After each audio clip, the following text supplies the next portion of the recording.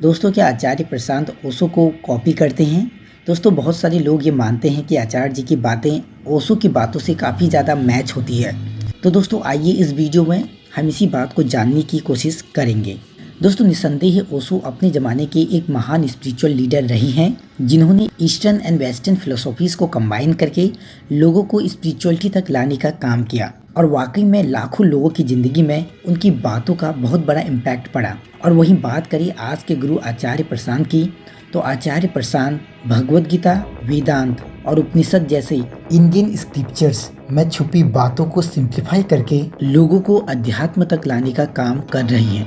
दोस्तों, इन दोनों लीडर्स को सुनने के बाद मैं ये कह सकता हूँ कि स्पिरिचुअलिटी का मतलब स्पिरिट से नहीं बल्कि सेल्फ इंक्वायरी, सेल्फ एक्सप्लोरेशन यानी कि खुद को और जानने के बारे में है। अध्यात्म का देखो ये मतलब नहीं होता है कि तुम रूह वगैरह में यकीन करना शुरू कर।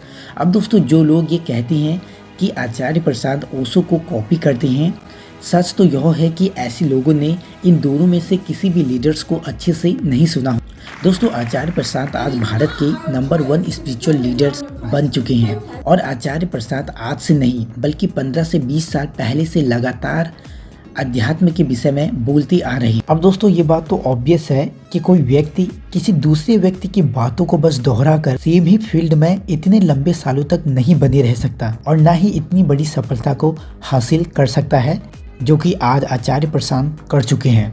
दोस्तों, जो लोग इन गुरुओं को ऊपर ऊपर से सुनते हैं तो ऐसा जरूर हो सकता है कहीं कहीं पर आपको इन दोनों ही गुरुओं की बातों में सिमिलैरिटी लगे। अब दोस्तों, इसका सिंपल आंसर ये है कि क्योंकि दोस्तों ये दोनों ही गुरु हमारे आंतरिक बंधनों के बारे में बोलते हैं और उनसे हम कैसे आज़ाद हो सकते हैं उसके बारे में बताते हैं। और दोस्तों, पूरी मानव प्रजाति के जो आंतरिक बंधन होते हैं वो एक से ही होते हैं। अब दोस्तों, अगर दो व्यक्ति किसी एक ही विषय पर सालों तक बोल रहे हैं तो ऐसा बिल्कुल संभव है कि कहीं कहीं पर उनकी बातें आपको एक सी लग सकती हैं, क्योंकि दोस्तों सच तक पहुंचने का रास्ता भले ही अलग अलग हो और उन दो रास्तों को कहीं न कहीं पर मिलना ही होता है। अब दोस्तों, इसका मतलब ये नहीं कि आचार्य प्रशांत ओशो को बिल्कुल कॉपी कर रही हैं। आचार्य प्रशांत की जो टीचिंग है और जो ओशो की टीचिंग है उन दोनों में ही काफ़ी ज़्यादा अंतर है। आचार्य प्रशांत स्ट्रिक्टली भगवद गीता, उपनिषद और वेदांत की शिक्षाओं पर बने रहते हैं और आचार्य प्रशांत न केवल स्पिरिचुअलिटी बल्कि ग्लोबल इश्यूज जैसे कि क्लाइमेट चेंज और ओवर पॉपुलेशन जैसे मुद्दों पर भी बोल रहे हैं, जबकि ओशो की अप्रोच में हमें ऐसा देखने को नहीं मिलता।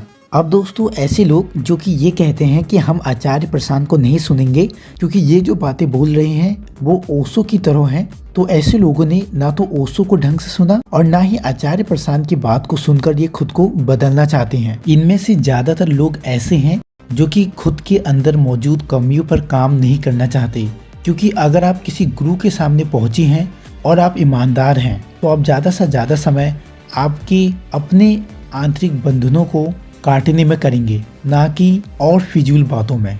तो दोस्तों, आपका इस पर क्या विचार है? ज़रूर कमेंट बॉक्स पर अपनी बात